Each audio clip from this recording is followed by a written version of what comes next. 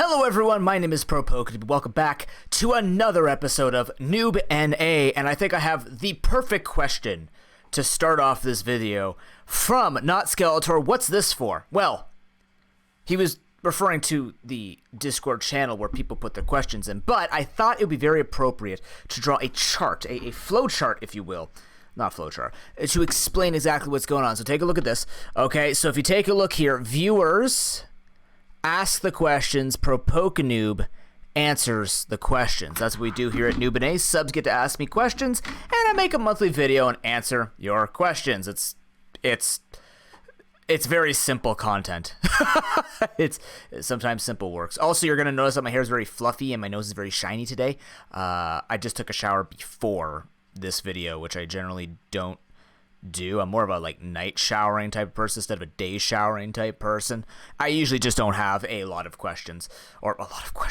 time or questions in the morning to do that. So let's get into it. Gonna pull up the questions here from Discord. Thank you to everybody who put their questions in advance. Where's the cutoff line here? I can't remember. I'm just gonna ask this one. If Sayaj doesn't ask me in every video, I'm gonna be upset. How's my day going? Bunch of exclamation marks. It's going well. I had a meeting this morning. It's a pretty slow day. Bunch of tutoring. Got to get this out. Recording a January Q&A in February because January's ending caught me off guard. But I mean, that might just be the pattern at this point. Give people all the way through the entire month to ask me questions. But thank you for asking again, Sayaj. Okay, here we go. What was my favorite? Okay, this is from Marie. Yeah, I've already lost the format. You're gonna notice that my videos become more and more diverse because I really suck at holding a format all the time, but I can still keep the general format of everything I'm supposed to do at all time. That's my entire career. But from Marie X Lupin, what was your favorite TV show as a kid? I don't know. I had a lot. When I was young, it was definitely Sesame Street, I think. I think Sesame Street and Barney were kind of my things as I got older. One of the ones that I watched a lot, I just can't remember any of it, is Reboot. I know that when it was on YTV. It's difficult to say because there's a lot of TV shows that kind of all as a kid, that's hard to say. I don't know. I watched a lot. The thing was, I watched a lot, so it'd be going anywhere from The Simpsons to Everybody Loves Raymond to Totally Spies to Reboot, Sesame Street. I used to watch a lot of this. Phineas and Ferb when I was a little bit older, right? I watched as a teenager, but as a kid, it was probably Sesame Street and Barney. That's yeah. Arthur was a big one too. Arthur was a big one. Magic School Bus. I was a very typical kid. Miss Frizzle was freaking badass. I didn't like going to school a lot, but I still like going to school a lot, and I was always hoping that one of my teachers would be like Miss Frizzle. Which one of them was? She was my grade 2 and 3 teacher. I think she taught me grade 1 and 3, or 2 and 3. But either way, I always like the idea of having that imagination run wild at school because, everyone says school is slightly boring, and I can't blame you if you have boring teachers. But I remember watching Magic School Bus quite a bit. Also very good learning. That was actually one of the few books that I would read along with. Was there a question about books here? Yes, okay, we'll talk about that later. It was one of the few shows that I actually read books with, even if they're not long books or complex books. I learned a lot from Magic School Bus books. So, Magic School Bus, Arthur, Barney, Sesame Street. Okay, next, from Initiator. Hi, Inish. Why is Brie a Team Skull member? And just so Sai can't, how is my day going? He already did. My day is going well, Nish. Thank you for asking. Why is Brie a Team Skull member? Because she likes she loves just the look of Team Skull. They're badass. They don't give a crap, and she kind of lives that same punk-ass life. So, if Marie could, she would probably walk into her workplace just wearing the do-rag with a skull on it and just do a bunch of, dance moves that didn't make her look like her bones were removed from her body. So, yeah, that's all. That's fine with that. From Amagamba. Now remember, I did say that this Q&A, or this Noob NA, has Noob in it, and as a result, I do encourage really silly questions. So this question from Amagamba: how many woodchucks could I chuck at wood if I had the upper body strength to chuck a woodchuck at wood? Well, Gamma, that would depend on the upper body strength that you're talking about. If you're using your back and you're using the full body torque from the hip up, the amount of wood chucks that you could chuck at wood would be proportional to the amount of chucks given to you and how many chucks given when it comes to you chucking chucks at a chucking piece of wood. Having said that, though, the wood chucks themselves are also proportionate to the amount of chucks that you give to produce or receive said chucks. So the answer is at least 7. Next question from Amagamma. What is the definition of a moose? A 10-foot hairy son of a bitch that will kill you and your car if you ever try to run it over. There you go. Next question from Oxum. Why are you so reckless with Ox Pokemon in Nuzlocke? This is interesting because, for those who don't know, Oxum, great creator, D&D, PTCGO type person, or PTCG in general, oftentimes Pokemon that are named after her die. It's a funny meme and curse on my channel when Ox comes up to the naming list, and I'm just like, oh god, well, this Pokemon is very useful, but it's named after Ox. It's going to die. And about 75% of the time, it does. But not to my own fault. Most times, it just ends up happening that Oxum's pokes tend to be in the way when something horrific happens. Crits. If I like look away and send out a Zubat, it gets blasted by a Psychic from a Hypno. And these things happen. I couldn't tell you why. It's not built into my mind. I try to keep everybody alive equally in Nuzlocke. But, I mean, we just have to remember that you had one of the most, like one of the strongest Pokemon I ever had in Nuzlocke, which was a Life Orb Dugong with Magic Guard, which means it took no damage and always just got free boosts. Like, it's the dream. It's like what Alakazam used in competitive in Gen 7, 6, whichever one it was. They don't do it anymore, I don't think. I don't think they can. Focus Sash is much better. The point is, yeah, it's just a thing that happens, Ox. I don't know. Hashtag Ox always dies. If I tried for, like, let's put it this way. If I knew it was going to happen, I would just box you all the time. I would love for the curse to be broken, but I don't choose this life. It chooses me. It's like technology. Technology wants to break, and then Ox's Pokemon want to die. There is some type of correlation that I just haven't put scientific time or effort into. So, that's all there is to it. Okay, next question from Jet Punch. Hello, Jet Punch. What does Noob eat for breakfast? This is actually a very simple question to answer. I'm a grains guy in the breakfast time. I need something that's going to fill me up. It's generally I either have cereal or toast or oatmeal on the very rare occasion. If someone else is making breakfast, we'll either have like vegan pancakes or vegan waffles that my sister makes, or yeah, that's pretty much it. We don't make that much of breakfast. Like I don't feel like having eggs or bacon or anything like that. When I go on vacation, I'll eat that stuff because it's just kind of like, well, I'm already breaking routine because I'm not at home. Like, that's all it takes. If I'm not at home, routine's out the window. I'll do whatever. Once I'm at home, it's just like, yes, there's the structure that I require because the location gives the structure. But yeah, for breakfast, it's very simple. Just, cereal, it'd either be like Cheerios, Special K, Rice Krispies. That's pretty much all I have right now, I think. Do I have any other cereal? Not really. I have to have very plain cereal. I don't like the sugary stuff, right? I know that milk has enough sugar in it. I have, if you'd like to know, 1% skim milk in my cereal. I do use a metal spoon or aluminum or stainless steel spoon. 1 scoop. It's about a small size bowl, maybe medium size. I don't have a plate on me. I can't show you. But yeah, usually it's that and water. I don't drink. I used to drink orange juice, but it got to the point where it was just getting too tangy for me after a while. And thank God I jumped ship because that's how when my sister got her citrus allergies.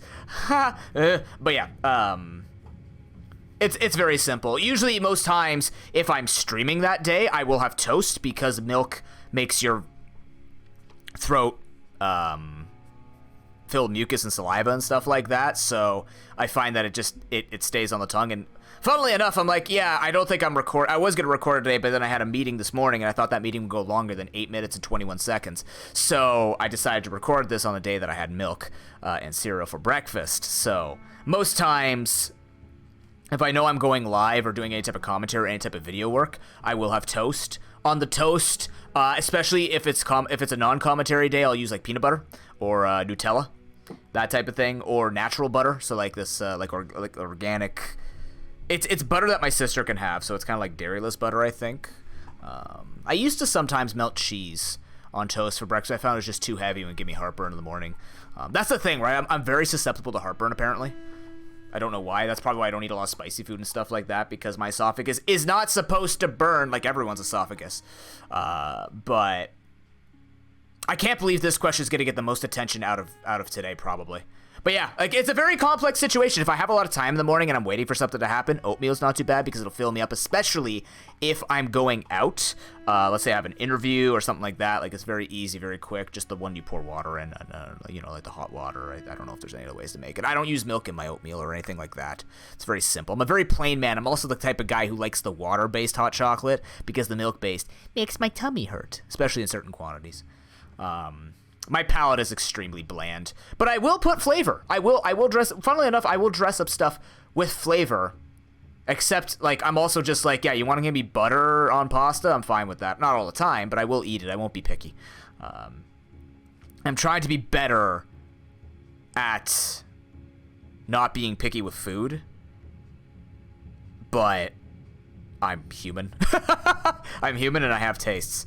And likes and dislikes. But yeah, on days where if I have toast and I'm commentating, I'll make sure I don't use peanut butter because that, again, gets really sticky. I used to do that too. I used to have peanut butter for lunch during streams or like before ProPokeNoob nights and stuff like that. And I remember it just being like, like it would actually just get stuck here and my throat would be super hurting after commentary. So I become a lot smarter. I did a lot of research actually with commentary and streaming about taking care of the voice and stuff like that. So also if I'm commentating first thing in the morning, I'll boil some hot water and pour water and just put honey in it and just kind of mix the honey. I don't do tea anymore because the tea, even if it was a tea bag or whatever, not even just leaves, it would stick to my throat and it would actually hurt my voice more. So now I just blast it back with hot water and honey, which apparently is something that a lot of commentators do. I think I've said that before here, but yeah. That's generally my breakfast. My breakfast is very straightforward. I used to have a vitamin, don't anymore. I found that having the vitamin or not didn't make a huge difference, and I kind of wanted to see how healthy I could be without vitamins. Not that I used it as a replacement; it was just a supplement. But we only took multivitamins, which are just kind of like not needed. They're useless unless you have some specific recommendation. But even then, you just want to take the vitamins and stuff. I used to take a lot of vitamin C, and I was taking vitamin D12 for a little bit because look at my skin. It's very shiny and white, but because I'm in the basement a lot, don't get outside, especially before my injury. But I'm trying to see. I've been feeling okay without vitamins. I've been feeling pretty much the same. So we eat a good variety throughout the night. Like our dinners are very varied, so that's why breakfast is just very homely and straightforward and stuff like that. It's basic. It gets the job done usually. I usually eat breakfast. Like when I was working, you gotta think about it, right? I'm a teacher, so when we had breakfast at like 7 a.m., I would eat lunch by 11, which is what most people is. But like for me, breakfast is one of those I eat it because it's good for your metabolism, but I will have lunch like an hour and a half later because I'm probably still hungry. It's just the way it happens. But I never skip breakfast, I can tell you that. Breakfast, even if I'm late, I would rather be late and bring a breakfast with me or eat breakfast than skip breakfast. I am not a person who can skip breakfast. Not at all. Oh my god, can you imagine if I skip breakfast? I would actually... I'm not a hangry type of guy. I'm a slumgry type of guy. I get tired when I'm hungry. I don't get... what's it called? I get a little angry, but nothing... Like, nothing weird. Nothing like I'll get frustrated because I'm just like, if we're taking our time to go to food, especially this, if you take the time when we're trying to go out for dinner and you're like, I don't know where I want to go, like, let's just go fucking eat something, right? Like, that's as angry I get because I'm just like, I'm just hungry. Can we go eat something? But, yeah, I just get more, like, tired. So if you see me falling asleep on stream or stuff like that, you know why. I'm hungry. For Marie X Suba, what is your favorite book or book series? It's an interesting question, Marie, because I don't read very much. I will say, I think one of the... This is gonna... Don't go all pitchforks and, yeah, Noob's on our side. But I think one of my favorite books ever was 1984. it was just a very well written book. I like those types of books.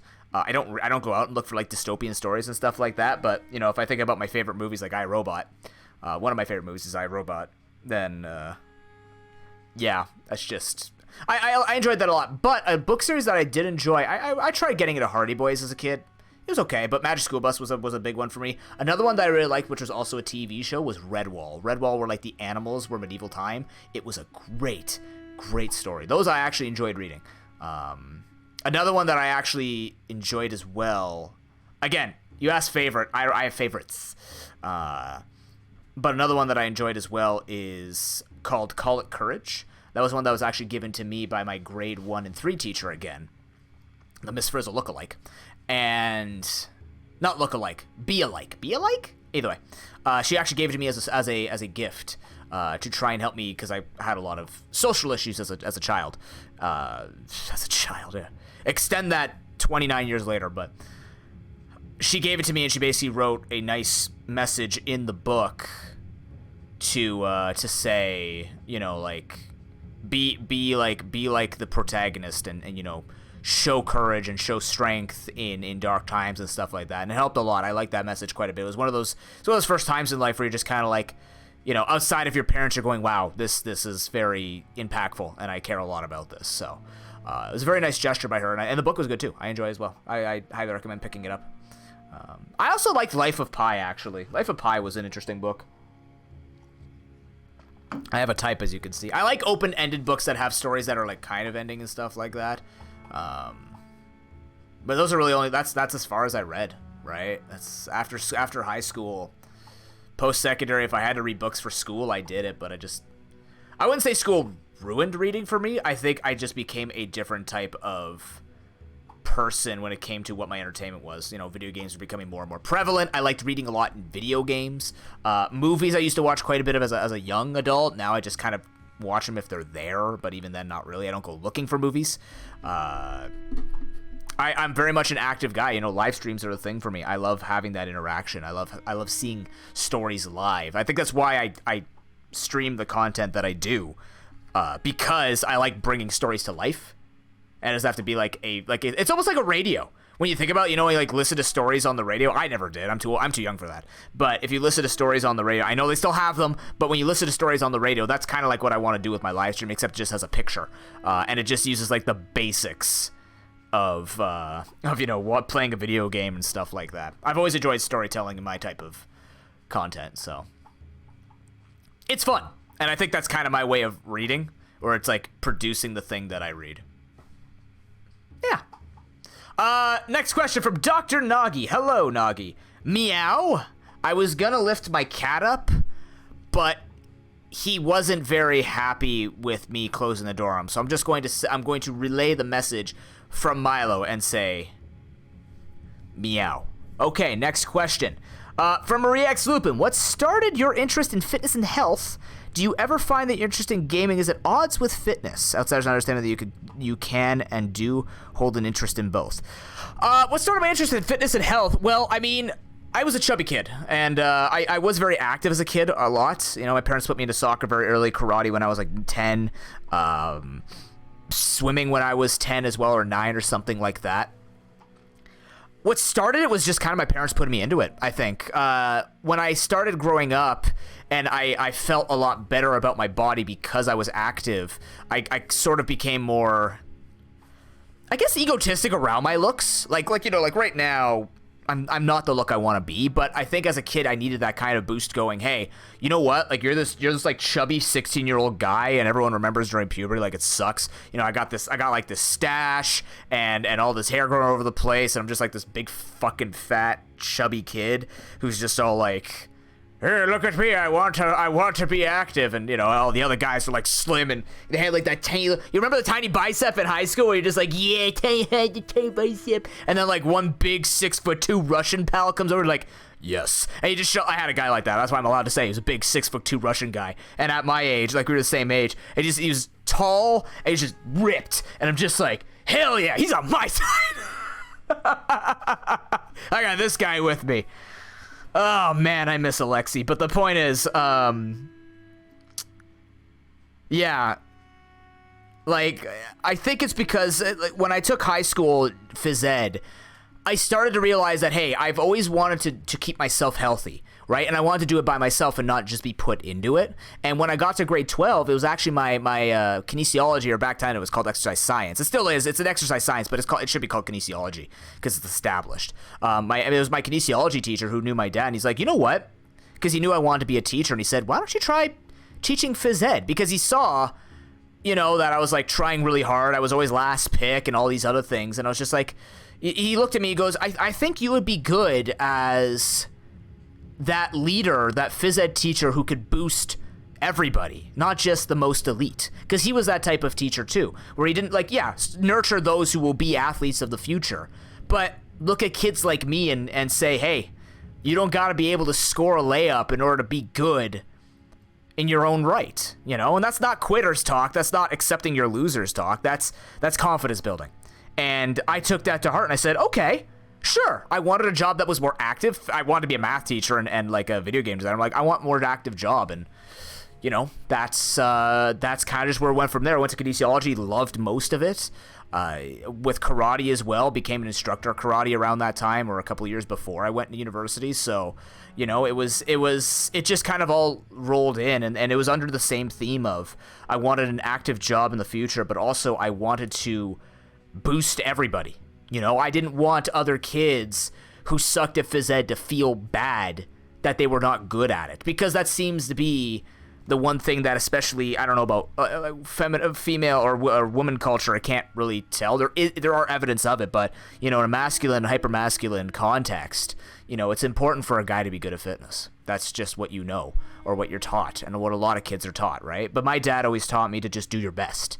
You know, be the strongest that you can be with it. Don't worry about the haters. And hearing that from my phys ed teacher in grade 12 really pushed me towards that. I love the idea of coaching other people, looking at adults, you know, like 30, 40-year-old people coming to me. I was like 25 when I was doing my fitness training, my fitness coaching, or 24, and they're looking at me and going like, you're young, you could do this. And it just felt good to say, no, we can do this. You know, like that. I've always liked that idea with it. And I wanted to use it wherever I went. Even in like when I was doing geography, I had physical activities for them in the class. I wanted to be that fitness teacher, you know, that person who puts fitness into everything. And that's why I bring it to stream now, because I want to do the stretching. I want to get it involved, because, yeah, I'm not the best fitness coach, but I do the research. I do what every other fitness trainer does. Do the research when you need to. Try and keep the most healthy habits to be an example. And the most important thing that I've always realized with fitness is, you know, encouragement, defeating doubt, you know, but showing that that you're human. You'll always have doubts. I have doubts about my appearance. I have doubts about my ability. You know, I'm afraid that I won't be able to do what I used to do back before I was injured. But as a coach, I can work through that. Other people don't know how to, and that doesn't make them weak. Which is why I want to use the platform that I have for that, you know. It's funny because there's going to be a video coming out about that on the channel soon, about using platforms and things like that. Nothing to sit on a soapbox and stuff. More or less a self-explanation that I feel like I just want to make. But yeah, do I ever find it interesting gaming's at odds with fitness? It always was. But I think because my life was a lot more structured, especially as a teenager and young kid, it never got in the way. Now I do prefer gaming over fitness, but it's also because I don't have a lot of friends that are into fitness. I have my one good friend, Mujini. He likes to work out on his own time, and him and I used to, like once in a while, just get together and lift weights or stuff like that. But he would always talk about his running, and I always talk about my strength training. He's a big runner. So, but my girlfriend and I like to cycle a lot, and once COVID's done, I'm sure we'll get right back. This is the year I want to get back into cycling and getting that cardio going like super well like I used to. I feel comfortable enough, and I think I'm remedied enough and know enough strategies from physio and having that physical support, of course, can help me go into that. But is it at odds? I think that everything could be united. You know, I think you could take any two subjects and shove them together and come up with ways to create content with that or make it fun for you. You know, with gaming, we used to we would actually take on our breaks when I was younger. We would take breaks when I would with my next door neighbor. Him and I would go scootering, and then, you know, after that we'd just go inside, take a break, and play Soul Calibur, and then go back outside. So it always became kind of that was the day. You know, it was fitness and gaming. People not understanding that you could do both and hold an interest in both. I mean, that's just a lifestyle. It's like me, you know. It makes me think of when I was in school and when I was doing phys ed, and I'm this kid that was never first pick. And it would make me think, well, how can I do well in phys ed and keep an interest in it when I'm not good at athletics? And I think that's just kind of how I've looked at the whole thing about gaming and fitness. I first of all, there are games now like, you know, Ring Fit Adventure, which I highly recommend. Not Wii Fitness, screw that thing. But Ring Fit Adventure, like stuff like that is the way of the future, and making fitness fun. And just, you know, keeping it light and loose and structured and methodical, but also just realizing that you could do it in any way you want. You know, you can, team sports. Like there are certain things you should be doing strength training atop of some form of cardio, but the way you do it is so open. You know, it's like people want to be free. You have freedom with gaming and fitness. You know, like you can even challenge yourself. You know, you play MOBAs like League or Heroes of the Storm or Dota. You know, every time that you lose, you know, go like every time you get killed, you do jumping jacks until your death timer is done. Or it's not as a punishment, though. Don't think of it as a punishment, but like it gives you an excuse. As long as you don't posit it as a punishment. But, you know, like you could do these types of reward-based systems, engage them to be positive, and I do think that my interest was never like gaming is more fun, because there are times where I just want to go, hey, you know what? If it's a nice day, let's go out and kick a ball, throw a ball around, and then we'll go back in. You know, at dinner we'll start playing some games. I will say it has been harder now because there's just so many games. I think it's because I've been a lot more exposed to gaming. But I've always had that pressure where people are like, well, if you play video games all day, how could you be fit? That's what I live for. It's just going, we live in a new age. People aren't one-dimensional anymore. I love to see it. You know, we are multifaceted people who can change what we do to make things better. And even though that's much bigger talk than what I do when it comes to action, I want to help people realize that gaming and fitness don't need to be at odds. They can be united, and not just for punishment or rewards. They could just coexist. And you feel much better too, and it all links in, right? So, yeah. Question from, I believe that is Epic Fail. Hello, Epic Fail. What was the first video game I ever played? Ooh, that's gotta probably be Super Mario on the Super Nintendo, on the SNES. I was trying to think about it. I'm pretty sure it was Super Mario, the very first one, and then Duck Hunt. Like, we had an SNES first. I was trying to think about it, and then I can't remember if I got my. When did the N64 come out? Because N64 release date. Because I'm trying to remember. I'm pretty sure it was Super Mario and Duck Hunt. Those were like the 2 or 3 games we had on the SNES. It looks like the N64 came out first. What about the Game Boy Color? Because I never had a Game Boy Pocket. Yeah, I got a Game Boy Color. So probably after that, the next game I actually played and sold and didn't like until like I got interested now in my life was probably Super Mario 64. I was never allowed to play any like super violent video games, but I had Super Mario 64, Smash Bros, and FIFA 99 and MLB 98 on the N64. But yeah, it would basically be like Super Mario and Duck Hunt. Then it went to the N64, and then I got Pokemon Blue. That was definitely my very first Game Boy Color game. So that was hard to think about though, because I'm pretty sure I played the SNES first, because I kind of got everything. I mean, you know, we're not just, back then it was a little bit cheaper, but I mean, it was $100 to spend on something. It was expensive, you know? Like, imagine, like, I remember being a kid and listening to my parents be like, $300 for the GameCube. What the hell are they thinking? They would drop the $200, like, well, I guess this is the best he needs because he really wants it. Let's get him a $200 console. Now we're looking at like $500-600 on release, $1,500 computers, inflation, all that stuff. But I remember it was just like, I can't quite remember if we got everything kind of at once, like we had a surge and mom just kind of like bought me everything, or everyone bought me everything. So, yeah. It was, pretty sure it was Super Mario. It wasn't my favorite. Like, Super Mario, like, platformers are not my favorite, but I remember having fun with it, sucking at it royally. But Duck Hunt, you know, plastic orange gun, it was good. It was great. All right, question from Broken. What are some of your favorite meals to make for lunch and or dinner? Oh, no. Oh, is this when I reveal that I'm a freeloader a bit? Oh. Okay, look. I don't cook very often at all. Lunch that I make, usually a meat sandwich, ham and cheese sandwich, turkey and cheese sandwich. I like to put some onion on it. No more mayo, can't do that anymore. Cheese bread, it's not cheesy bread, it's not like garlic toast or anything like that. I just literally cook garlic on top of bread, or I cook cheese onto bread. It's nothing fancy or stuff like that. For dinner though, I definitely do like making aioli sauce, which is like garlic and oil. I have to make it different now. I'm gonna try using avocado oil if I make it. But most times we're very basic at it. Like we don't have a lot of like red meat or stuff in the house. It's mostly like blue menu things where basically it's pre-cooked, not pre-cooked meals, but like, you know, breaded chicken that you just heat up in the oven, right? We still try to keep it very varied, like we keep it very varied up and try to keep it fresh and limber and stuff like that. But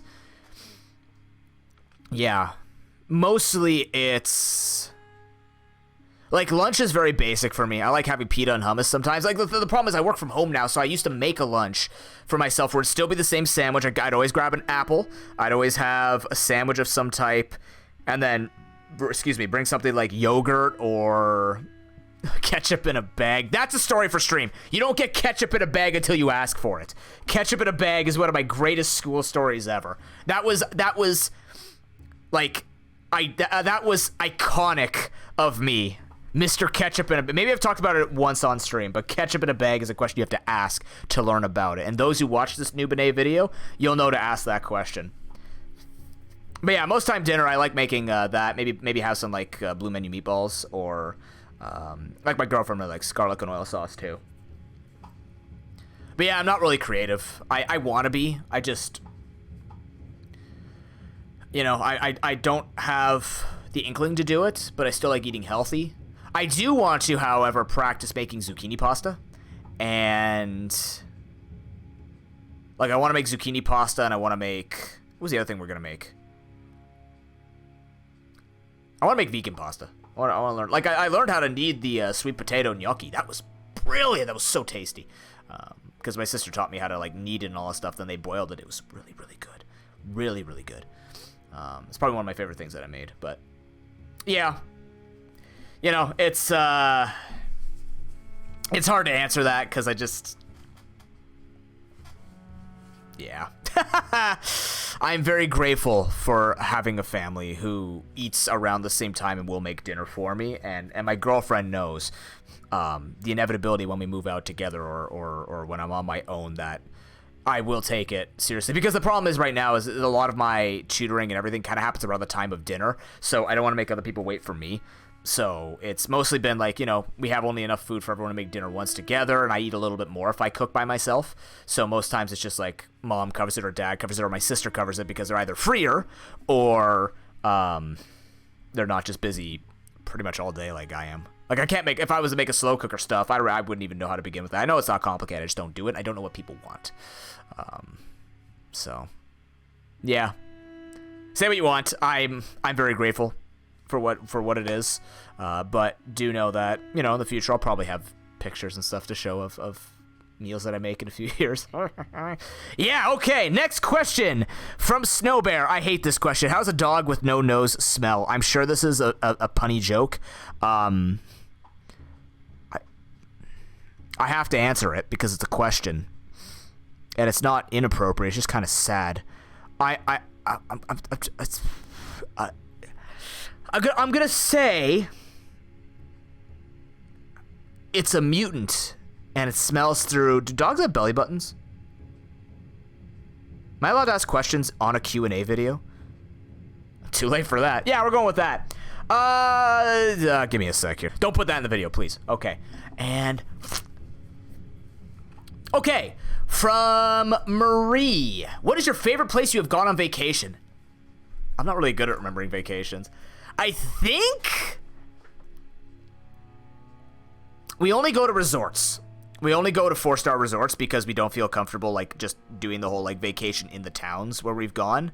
I've only gone on like 4 or 5 vacations in my life. I probably honestly, like the most memorable one, and it's probably biased because there was family there, was probably the East Coast. Like going out to PEI, and like we went to Glace Bay, Nova Scotia, and visited PEI in New Brunswick and stuff like this, or Newfoundland, yeah. We kind of just took a week out there to go find my dad's half brother, actually, which he didn't know he had. We just kind of went out there as a vacation, and then we knew it was like, oh yeah, by the way, we have a half brother. Wow. So yeah. Basically, that place was gorgeous. Like, the East Coast is absolutely beautiful. A great place to go. That's when we kind of lived, or when we vacationed there. We went to, like, we stayed at my half brother's house, but then we also went to like a trailer park. So we kept like a little trailer in the backwoods or something near this lake. A very, very beautiful place. Scary as hell because there were bears, and that's when my uncle pet a skunk. You don't get that story for free, but yeah. A very, very awesome place. Very laid back culture too. Like it's much different from vacationing. Actually, it feels very, because I've vacationed in Ottawa and Montreal, and then I've been to the East Coast. Like we drove out there too, which made it all the better because like the east side of Quebec and stuff like that is very beautiful once you start getting to the actual East Coast. And it was very reminiscent because after the East Coast, we had gone to like a couple years later Dominican Republic and Cuba and stuff like that. We could only afford like one vacation a year, if that. But yeah, I remember, because I'm not a big vacation guy, but the East Coast was very beautiful, and it felt very, very homely and very nice. So, but I'm not a big vacationing guy. So I know my girlfriend is. She wants to like travel the world. I'm just like, I would like to drive out to the west coast of Canada. My cousin lives out there now. She's a nurse over there, and like, I would love to see the Rocky Mountains and just basically see Canada. I would like to see Canada. I'm not really big, like, I'm not obsessed with going to Italy or, you know, like with the hometown where everybody in the Italian family goes to visit Italy. I could see it in pictures. I'm not really good with traveling. It really throws me off as a person, but I do remember the East Coast being very cozy and comfy. So, and I think with that vacation, we also went to Maine and Vermont. We took the ferry down to there, and that was when the bee was in the back of my car. And we had to block the giant hornet with pillows while driving at 140 kilometers an hour to get the ferry on time because we had left an hour late. Yeah, that was... oh, boy. Great memories. One of my favorite vacations. Yep. All right, next question from Suwako. Nani? I don't know, man, either. Next question from Broken. It's the last question from Broken. And he's just kind of segueing me into the end of the video here. Where can we find you when you're not streaming, or even when you are? Wow, Broken, this is a great question. If you would like to discover more about me and answer the given Q&A questions, or even just find more about me live, that is over on twitch.tv/ProPokeNoob. And if you would like to see more content that I make off live and pseudo live, which is not live because it's video, this channel right here, youtube.com/ProPokeNoob. We also have the archives channel that you can go watch live streams that you may have missed. But if you want to find me, the most active place that I truly am is on Discord. I'm going to have the Discord link down below. And Twitter is where I kind of post things here and there, updates and things like that. But Discord is pretty much the hub that you can get in contact with me. We also have a Patreon we have now set up. This is the first video I get to say that. Oh my god. Where you guys can have access to exclusive feeds, exclusive content at certain tiers, and also enhance your on-stream experience with priority names, adding new names to speedruns and nuzlocks. It's really, really good. I'm really excited that we've launched it, and that link will also be in the description below. But that's it for me. Thank you very much for watching. Of course, February Noob and A's. The channel's open at Discord. If you are a subscriber, you can put any question you want, troll or serious, to get to know more about me. I'm really enjoying this because I think it gives a side of me that I don't always get to show in the live section. Like, there's so much to talk about. I've like literally asked. I probably have a story about it. I've had a very interesting life for a guy who hasn't gone very far, and I've known a lot of people. So, yeah, if you have those questions, drop it in Discord if you are a sub. Otherwise, go sub to my Twitch. That's how you get in there. That's literally how you get your questions into this video. Thank you very much, everybody, for supporting the content any way that you do. And we'll see you on the next video. Until then, have an excellent day. And peace. I didn't salute that time.